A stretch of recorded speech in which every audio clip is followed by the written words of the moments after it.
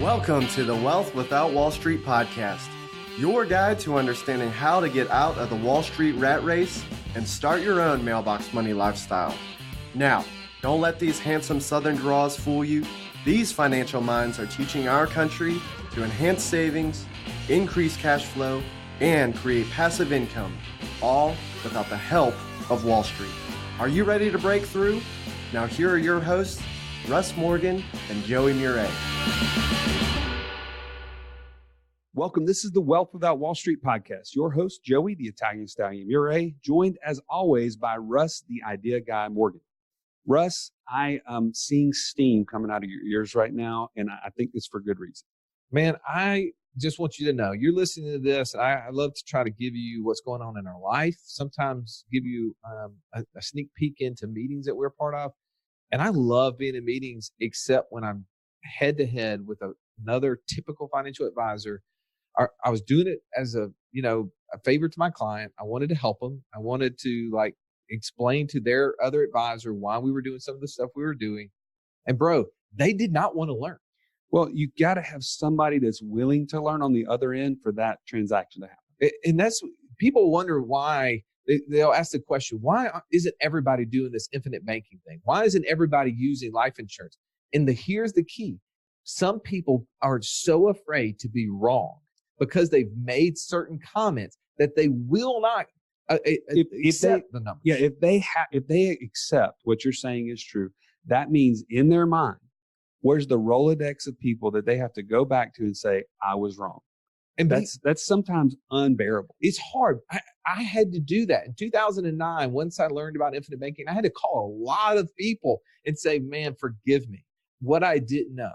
And when I was on this phone call, sharing with them what we were doing, and I said, let's put egos aside. Let's put opinions to the side. Let's just look at numbers. Data. And we started trying to look at the numbers. Did they keep looking, or did they go back to opinion? No. It was all about, but wait a minute, there's commissions. And wait a minute, there's cost of insurance here. Exactly. So the bias is coming out. It's in the numbers. Okay, let's go back to the numbers and let's see what the numbers say. And it was like, well, but I have more liquidity or more flexibility over here. Like, wait a second. Do you not know I'm in cash? How can you have more flexibility than cash? Yeah, it was very obvious. But I think what you're trying to get to, Russ, is our interview today with Chris Naugle. Chris Naugle was the typical financial advisor, successful, and yet what comes out in this interview, it wasn't always what he was presenting to clients, is what he was doing. Yeah, it's very obvious. There's lots of books out there. Liar's Poker is one by Michael Lewis, the same guy who wrote the book, The Big Short, Moneyball, where it talks about what's going on behind the scenes in Wall Street. And Chris Naugle shares a little bit of what he was doing differently than what he was teaching his clients, and then had a revelation. He also had an HGTV show at one time, and he's teaching people a lot of the same things that we teach. And I just think this is a really refreshing interview that you can hear how and why sometimes the financial advisors you're talking to don't accept what we know is truth. Because sometimes, man, that lie, when you keep telling it to yourself, it becomes truth, and it's just so hard to get off of that. Yeah, so Chris has now turned into real estate investor mogul. He is teaching people across the country how money works, where to find money for your deals. There's so many good nuggets in here. I don't want to wait any longer. Let's jump into this interview with Chris Naugle. Dad, do you have to go to work today? If you're tired of having to answer yes to that question and you're ready to stop trading time for money, join Russ and I on this journey to financial freedom at community.wealthwithoutwallstreet.com.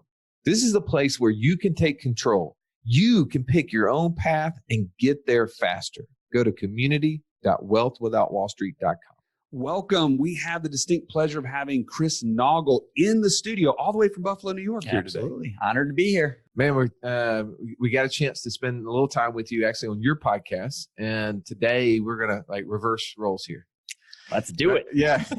Which is, I think, either harder for us because Joey and I are good at talking, not good at asking questions. So forgive us for our misses. But a couple years ago, you had a really cool opportunity, and I want you to bring that to us and tell us what that was. But first, that opportunity was snatched away from you, like an amazing lifetime opportunity snatched away from you. You got on a phone call that you wasn't expecting, and all of a sudden this thing's gone. Tell us a little bit about what was going on there. So 2014, I got the big old idea of having our own TV show. And I got my wife on board and we started filming our own show. And 4 years later, we actually landed on HGTV. And our show, we were the #2 show coming out of green light. So that means, if you don't know what that means you are literally the highest rated show going through the pipeline of HGTV.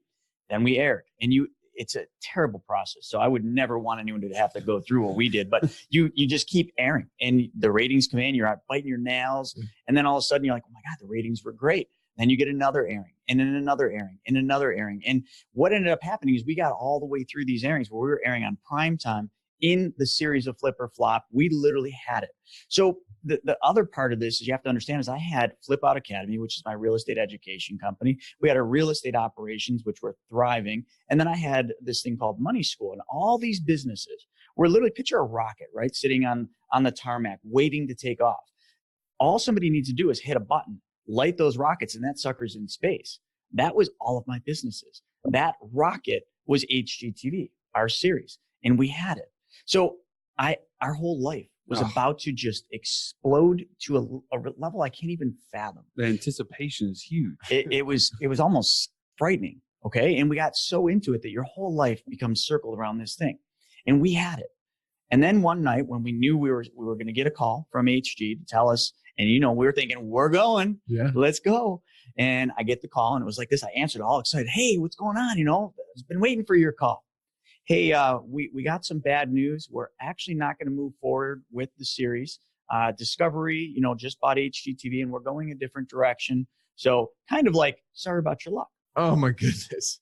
So I'm driving home to my wife. My wife doesn't know this yet. And my wife is obviously, she's the designer behind almost the key person in the show. So you got to deliver the news. Correct.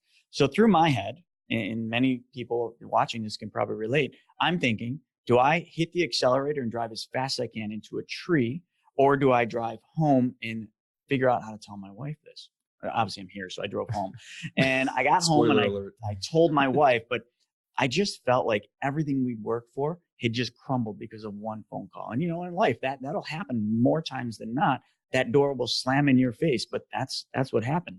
All right, so let's back up a little bit because that is an amazing story that ends poorly right there. But I know that's not where the story began either. So you mentioned like in 2014 you started this, but even before that, what were you doing before you decided to create your own reality real estate show? Gosh, I've done so many things. I've been self-employed since 16. I grew up in a very low income household, very low income family. Dad was an alcoholic and mom had to raise me. And, it was a weird dynamic. So I always had to hustle and fight my way everywhere I was. But I started at 16, I started my own little clothing line, selling shirts out of my backpack in school. It's called Fat Clothing Company. And then my next big dream was to open a retail store. I wanted to open a skateboard, snowboard shop. I'm a snowboarder, if you haven't figured that out, skateboard, snowboarder. And my dream was to be a professional snowboarder. Well, if you're going to be a professional snowboarder, you got to have a snowboard shop. It's just hand and foot. Yeah, sure. You need the lifestyle business. I had no money. And at 17, I got this idea for this shop called Fat Man Board Shops, spelled PHAT. Okay. And thank you for clarifying. And I had to go around and I had to raise $70,000. I didn't know anything about raising money. So everybody told me, no way, heck no, kid, you're crazy. And I almost gave up, but my mom had the house in the divorce and she put her house on the line so her crazy 17-year-old punk snowboard kid could chase his dream. And that's where it all began. So I ran those stores, but what ended up happening is, in fairy tale land, I was a pro snowboarder at this point, running my stores. Life was good. And in 2000, 9/11, actually, when the planes hit the tower, my whole business came crashing down. I'd never gone through a recession. Right. And I landed in the financial services world. I actually landed working for New York Life. And I thought, this is just a temporary thing. I just need to get back on my feet and then I'll kind of come back to the store. But I loved it. Yeah. I loved it. And I did really well at it. And from there, I climbed the ropes through the financial advisor world. I was speaking at national conventions for New York Life on different whole life strategies, not this, but different strategies. And then I ended up in Wall Street. I ended up doing managed money, working for large Wall Street firms like Schwab and a couple other ones. And, you know, I was drinking the Kool-Aid. I had my rosy colored glass. You guys got any of those glasses here? We were all out of it. Good. Actually. Good. Don't reorder those. Yeah. But I had those rosy colored glasses on, and, you know, I was in a fairy tale world, you know, and still pro snowboarder. I had sold my retail shops at that point, but that's kind of what led up to this point. And I was doing some real estate, which is how the real estate trickled in. Yeah. So I want to know a little bit about that. So you started a real estate show that was based on risky builders. Right. Yeah. Tell us a little bit about that. All right. So, let me go back a little bit further. So everything was going great until 2008. Yeah. When 2008 hit, I was deep into the development of a strip mall, and the bottom fell out. I almost went bankrupt, and then I had to rethink everything. So Warren Buffett, we all know who he is. He says, buy low. So I started buying real estate. That's what I did. I just bought as much real estate as I could from 9 to 14. And in 14, I thought everything was all good. I had 36 units, and I realized I was in trouble again. I was literally using the same conventional knowledge I'd been taught as an advisor, and I kept doing the same things over and over. And then I was living paycheck to paycheck again. All right, hold on. I got to stop you there a second. So during this time, you're still a Wall Street advisor. Absolutely. So you're a Wall Street advisor, and yet you are investing in real estate. Yes, I was. When did that ever come up in conversation with your clients? Almost never. I couldn't make any money talking about real estate to my clients. And remember, the rosy colored glasses were still on. So I was always selling a product or charging a management fee, or that was all I was doing. So I wasn't talking about real estate with them. I was doing it because so many people that I was around that were wealthy because of real estate. That's how it happened. Well, it's just an interesting point I wanted to make is like, you're not even eating your own cooking at that point, right? That's what Russ would say. But that is, but we know, you and I have been behind that, or you've seen behind the curtain of the Wall Street advisor building. You know that's more often the case than not. Robert Kiyosaki calls Wall Street brokers, meaning that they're broker than you. It's so true. Because it really is. It's just a business where they make money selling things, but they don't own those things, right? And like you said, if they really see what people are making money in, like real estate, they're not going to tell you about it because they don't make money telling you about it. So they may end up doing it themselves, but they're not going to advise you to do it. They're going to keep advising you to put the money in the portfolio. And we could talk for an hour all about what you just said, about the reasons why people don't understand what the wealthy do with money. And it all comes down to one simple principle. The advisors and the people that are giving the financial advice to everybody, they can't get paid on it. Yeah. And if they can't get paid, or they can't get paid enough, they're not going to tell you about it. Yeah. And I knew this. Like you said, I was doing real estate. 2006 was my first flip. And then I started buying real estate in 2009 to 14. I never talked to my clients about this. If they were close to me, they knew I was dabbling in real estate. But if Matt brought it up, I'm like, well, let's go back to that Apple stock, or, how's that portfolio looking? We need to spruce that thing up. Like, let's throw an annuity in there or something like that. And I'm ashamed, really looking back. Hey, it's all right. I had to learn, right? You have to sometimes fail to succeed. And my failures, even though I wasn't failing financially with that, my failures were what I was doing. I wasn't doing what I would do with my own money. If you want to know what it's like, what's really what Chris and I are talking about, there's a book out there, Michael Lewis, Liar's Poker. Absolutely. And it goes into that. That's the same guy who wrote The Big Short, which is a great film. Also the one that did the baseball movie, and the name of it's escaping me right now, with Brad Pitt, Moneyball. Yeah. So Liar's Poker, though, talks about exactly this thing where the advisors behind the scenes are doing completely different. It's a sales operation. All right. So take us back then to 2014. All right. So 2014, we had just come through some really hard times of 2008, almost going bankrupt, got back on my feet, started buying real estate like Warren Buffett said. And then in 2014, the funny thing is, we're constantly using the same conventional knowledge that we're taught. We think money all works the same way because it's all we know. So I was borrowing from traditional banks in my personal name, and I kept doing this. And I got up to 36 units. I was still an advisor, right, on Wall Street, making great money. But in 14, a unique thing happened. Just when I thought I had it, 36 units, things seemed to be getting there. I got notified by my bank that I hit literally what they call the proverbial financial wall. I don't know if you know anything about that, but when you're borrowing personally, the banks will only allow you to buy and borrow as much up to your debt to income ratio. But I'm buying rentals, right? So you would think I got the rent roll coming in, so that's supporting these properties, which it was, but the bank thought different. They froze my lines of credit. They wouldn't issue me any more mortgages.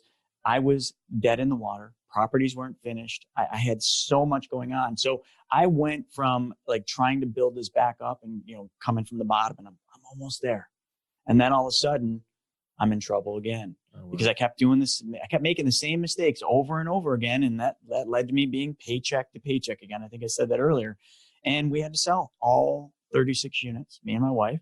And not only that, that's nothing because that's rental properties, right? We sold them. We made a little money, but then we had to sell our dream house.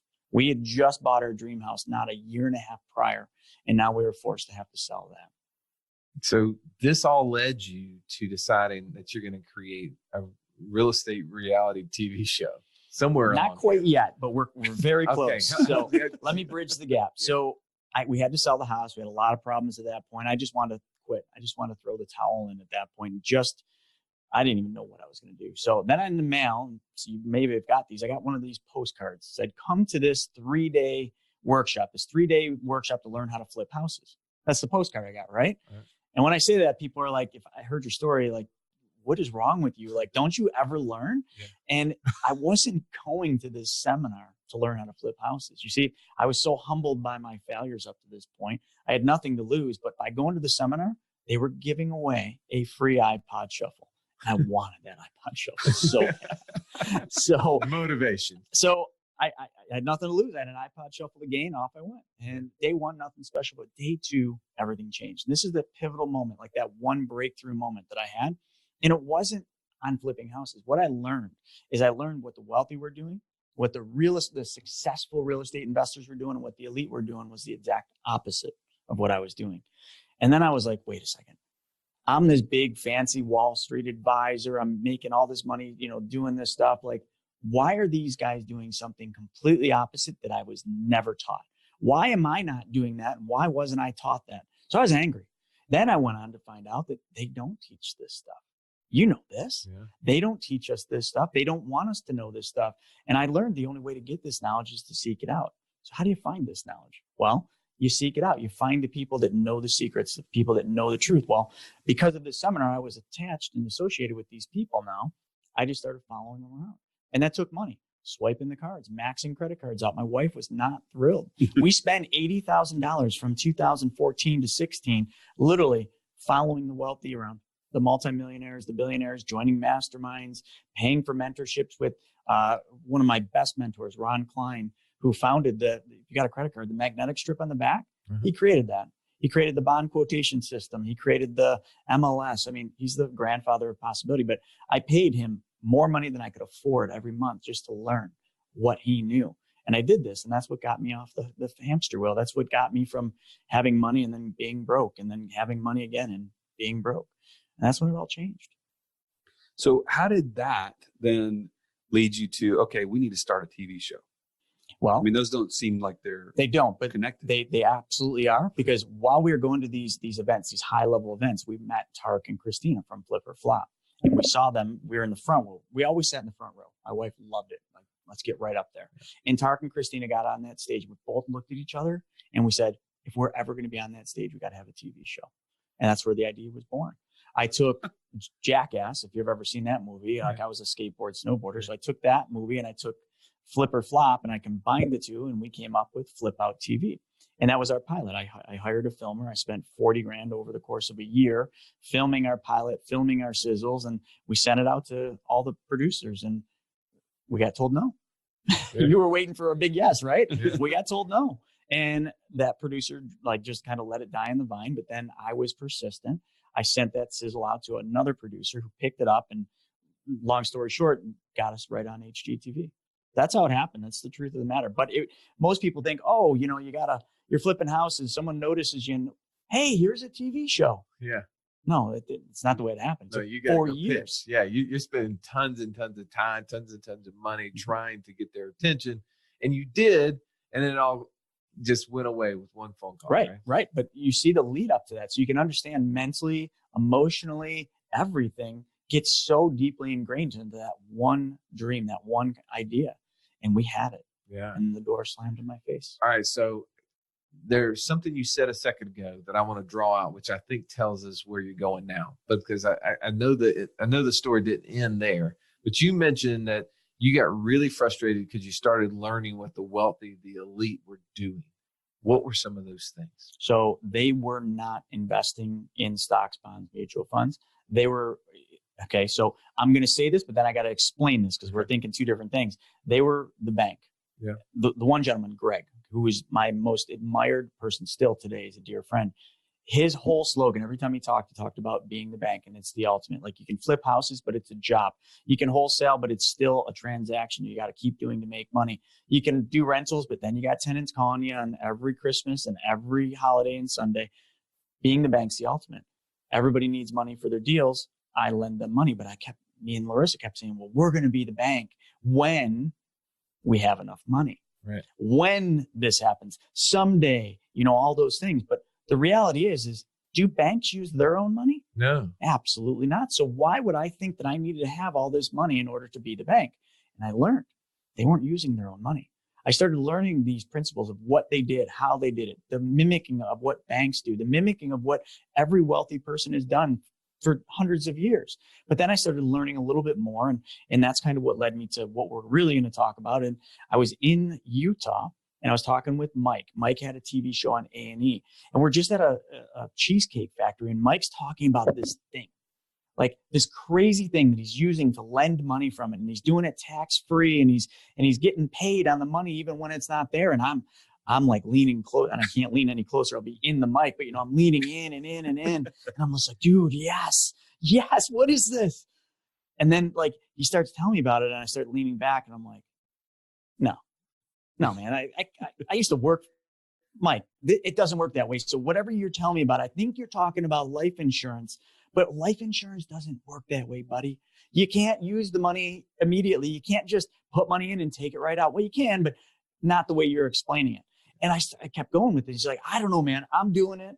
So whatever I'm doing, I think it's definitely life insurance, but you're saying it's not. Just call this guy. So here, me, and I got to say there was a bit of arrogance because obviously I was an advisor. Advisors know everything, right? Well, you knew it from your days at New York Life, too. Right. I walked this walk. Right. I knew this stuff. You can't tell me that this is how it works when I've never been shown this in my entire career. Right. And, you see, Greg had already told me about this, but Greg and Mike were good friends. I just want everybody to understand the parallel between Mike and Greg. So Greg talked about being the bank. It has a book, Bank on This, I think it's called. And then Mike is his good friend and partner, and they're both doing this. But I never understood the mechanism, the machine they use to do all this. And I called this gentleman by the name of Brent, and I said, Brent, like, I'm an advisor, blah, blah, blah. I know about all this stuff. Like, with Mike, I need to know about this. And I was excited. And you can hear I'm speeding up my talk because I'm getting excited again, thinking about that moment. And you know what he says to me? He says, that's great, Chris. I'd love to talk to you, but first you have to watch a video. No problem, Brent. Send me the video. How long is it? Wait, how long is it? An hour and a half? Brent, buddy, I don't have an hour and a half, man. I barely have enough time to brush my teeth, let alone watch an hour and a half video. All right, I'll watch it. Now, so you know how in life sometimes things happen and you just remember them so vividly? I remember that Sunday walking down the stairs with my coffee because I'm like, this is going to be long. And I get in front of the computer, I log in, and I'm like, here we go. And it starts off slow. And then like that, it was over, and I had 4 pages of notes. And I was even more ticked off than I was before because what he said in that video, what I learned, was literally something that I should have learned back in 2004. It should have been the first thing I was taught when I started at New York Life, but never once in the 14 years at New York Life and the 16 and a half years as an advisor was I ever even remotely shown what I just watched in an hour and a half video. Yeah. I was not happy, but I was so excited that I'd finally learned this. And I finally connected all these dots that I put together with all these mentors and all this money that I spent. I figured the secret out. So, all right. So walk us through from that point. That's a turning point, right? Mm-hmm. That's like a light bulb moment. What comes from there? The next thing that happened is, you would think, okay, now I start doing this, right? I start taking this on. Absolutely not. See, I was so excited just about what this machine did, what this system did. I just applied it. I said, Brent, sign me up, buddy. Here's how much money I can put away. Get it going. And then he not only said that, but remember, I came from New York Life. So you have to understand, I had 4 policies. Right. I had an awesome variable universal life, garbage. I had a universal life that I thought was the greatest thing since sliced bread, garbage. And I had a couple good whole lives that I bought during my career as a New York Life agent. And all these things had cash value, and I'd used it, but never used it. Right. You know what I mean? I'd used the money, but I never really used it. So what we did is now I had this new one, and I had all my old ones, and I put them together, and I literally used that money in this system to fund my real estate business. My real estate was always starved for money because remember, real estate, we were doing tons of flips, always in a cash flow situation. But now all of a sudden I had a mechanism where I just loaned myself money to my LLC, and my LLC paid me back out of rent roll and profits. And all of a sudden now I'm like, now I'm being the bank. Now I'm doing what Greg and Mike were talking about. I'm doing it. Right. And I got so excited about doing this, and it worked so well that, we amassed all this debt. Guess what? The debt was gone in 3 years, not even 3 years, 2 years. I think we got rid of all of our debt in 2 years using this system. And it wasn't so much the system, it was the recapture. I started taking back all the money I was giving away to everybody else before, and I got out of debt. That was like the first time in this whole talk that I didn't really have any debt outside of mortgages. It was amazing. So I was so thrilled. I'm like, all my friends need to know about this. I had a RIA, like a real estate meeting we did every month. All those people need to learn about this. So I started calling Brent. Hey, Brent, can you come out and speak at our RIA and tell everybody what you showed me? Because they got to hear this. So Brent started coming out and doing our events. And then I'm like, this is so cool. Why don't I start doing these in Florida? So I'd call some friends in Florida and be like, guys, you guys watch this video and put an event on. You have to tell your friends about this. So we started doing that. And yeah, that continued on for several years. I mean, this is an amazing thing. So you were an advisor for a while. One, you were in the with the life insurance company. Then you go into the traditional Wall Street firm. You have to give up all your license, which I don't know if we touched on that. We haven't got there yet. Yeah. Because remember, during all this stuff I'm talking about, I'm still an advisor. Okay. I was an advisor up to October of 2018. Okay, we'll talk about that then. Yeah. So now, remember, I'm using all this. I'm having Brent do these events, and then all of a sudden, when I got this HGTV shot, I had to give up my licenses. That number 7, the Series 7, I had to hang that up on the wall, and I had to retire from the advisory firm. And then when that door slammed in my face, well, that door slamming of that HGTV show marked that point when I was able to actually go out and start talking about the truth about what wealthy really do, the secrets of the wealthy. And I got to also talk not only about that, I got to talk about the big lie that I had lived for 16 and a half years as an advisor. Because when you're an advisor, you can't talk bad about Wall Street. Shame on you. Right. No. You got to put the glasses on every day. That's why I asked if you had any of those glasses, because I would have broke them. So at that point, I had I had a ticket to go out there and do what I should have been doing all along.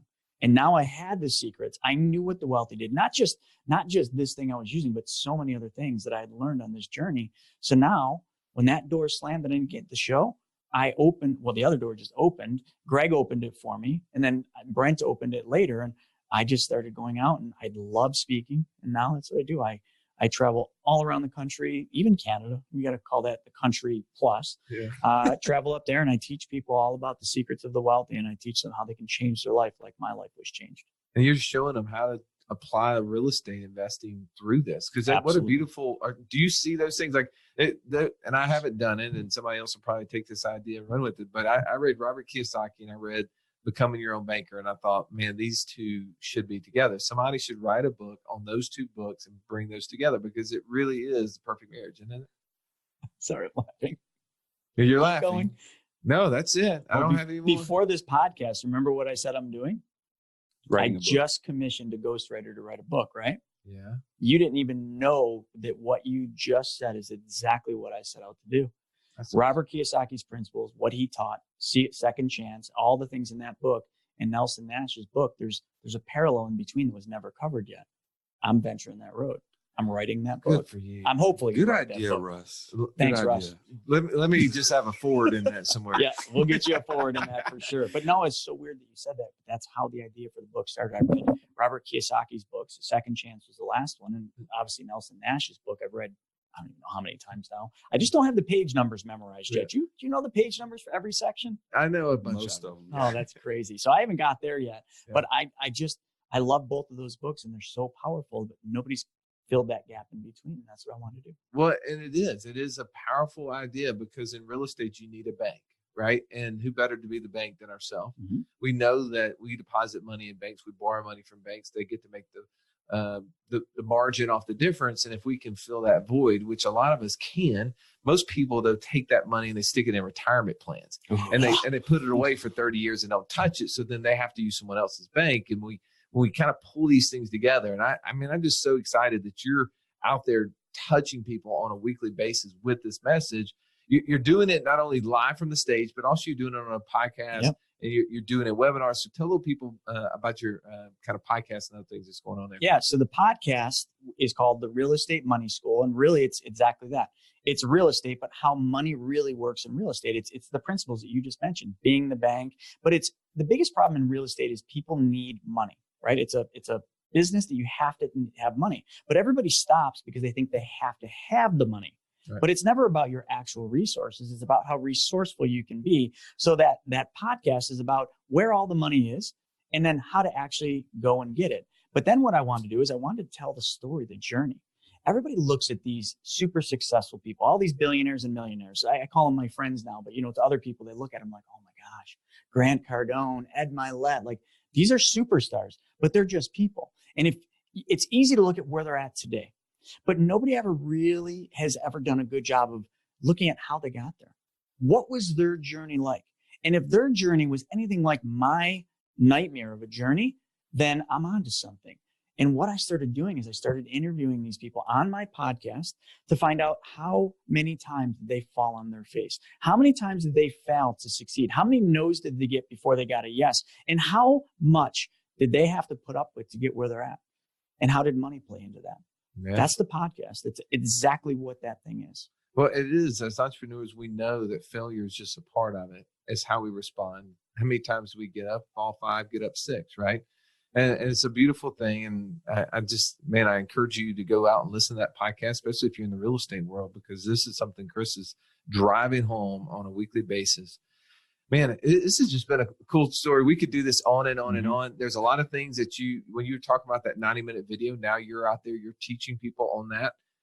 Would you be willing to come in our community and maybe teach a little bit on that? I would love to. I'd love to teach people the parallel of like how the infinite banking concept works in real estate and also in life, and just show all of that. All right. Well, if you're not already a member of the community, you need to jump on, because Chris next week is going to be doing this live in the community. He's going to be showing you how these two pieces come together, how you use life insurance, not your uncle's State Farm policy, right, not the policy the guy Northwestern is trying to shove down your throat. And we're not talking about that. We're literally talking about a policy designed for you to be the bank, for you to take control over your finances, and how to take an asset like what the wealthy use, real estate, and pair those things together. And it sounds like we got a new book coming down the road that Chris is going to be writing. I'm excited to hear about that. Parting shot, Stallion. I think like we could have just hung out here all day. So I'm kind of sad that it's over, but grateful that you were so open and candid about your process and your journey. And man, I'm excited for things to come. So thank you for sharing with us. Oh, you guys are welcome. Thank you so much for having me on. If you've been listening to our podcast, you're like, man, I love what you guys are talking about. I want to build passive income through one of these 5 pillars that you're talking about. But how do I do it? Stallion, tell them it is so easy. So easy that we created the longest URL possible. So you may want to write this down. freecall.wealthwithoutwallstreet.com. Go to freecall.wealthwithoutwallstreet.com and you can set up your call with one of us. We're excited to talk to you. This has been the Wealth Without Wall Street podcast. Don't forget to subscribe to the show to break free of the Wall Street mindset and begin building wealth on your own terms in places you understand, so that your wealth will never run dry. See you next episode.